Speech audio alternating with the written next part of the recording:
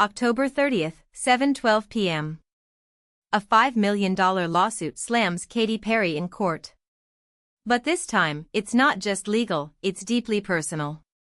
A veteran's son breaks his silence, and what he reveals is heartbreaking.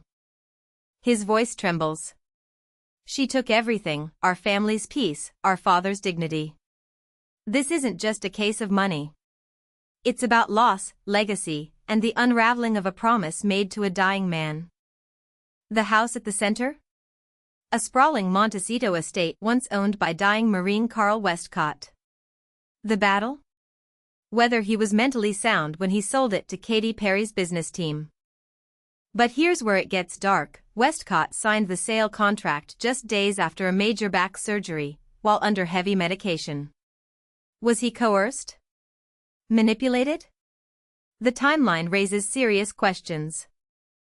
And here's what makes zero sense: why did the team push for the deal so fast? Why the urgency, while the man was still recovering in pain? The first red flag? July 2020. Just 3 days after Carl's surgery, paperwork for the mansion was finalized. The buyer? A trust linked to Katy Perry and Orlando Bloom. Carl's son, Chart Westcott, says his dad had no memory of the sale just a week later. "He thought he still owned the house," Chart recalls. "That's when we knew something was terribly wrong." Still, Katy's legal side argued the deal was clean, saying Westcott signed willingly and was fully competent. But the opposing lawyers paint a drastically different picture, one of exploitation.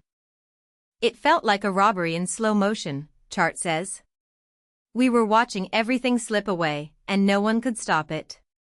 That quote sent shockwaves across the courtroom. Katy Perry herself never appeared in court, but her team fought hard. They argued contracts are binding, even if signed in recovery.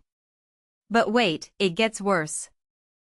During a key hearing, the judge ordered a psychiatric evaluation, but only after Carl's team brought in hospital staff testimonies confirming his confusion and memory gaps. But Katy's team didn't back down. They countered with real estate experts claiming Carl knew the home's value, and even joked about moving to a smaller place. The victim? Not who anyone expected. Turns out, Carl Westcott isn't just a veteran, he's the founder of a major media empire. His downfall wasn't just personal, it shook corporate circles. "He spent his life building something for us," Chart said, voice breaking. "Now, we're just trying to protect what's left of it." The $5 million lawsuit against Katy Perry has now gone viral. On TikTok and Reddit, the hashtag veteran versus Perry is trending, with millions debating who's really at fault. "She's a global superstar, why fight for a house from a dying man?" one Reddit post reads. Another fan fires back, "Business is business. He signed." Even celebrities are weighing in. One actor tweeted, "If this happened to my dad, I'd go nuclear." The story has tapped into something much bigger than real estate, it's personal.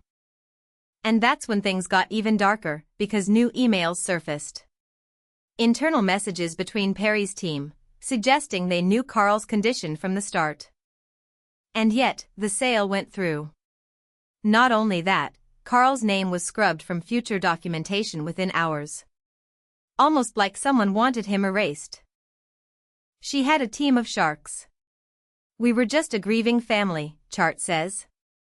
"They knew Dad couldn't fight back. And they banked on that." The judge's latest move? Unseal the full medical deposition.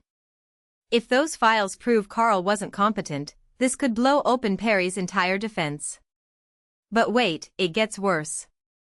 In 72 hours, a final hearing will decide if Katy Perry keeps the mansion, or faces damages and public backlash like never before. But the worst might still be coming.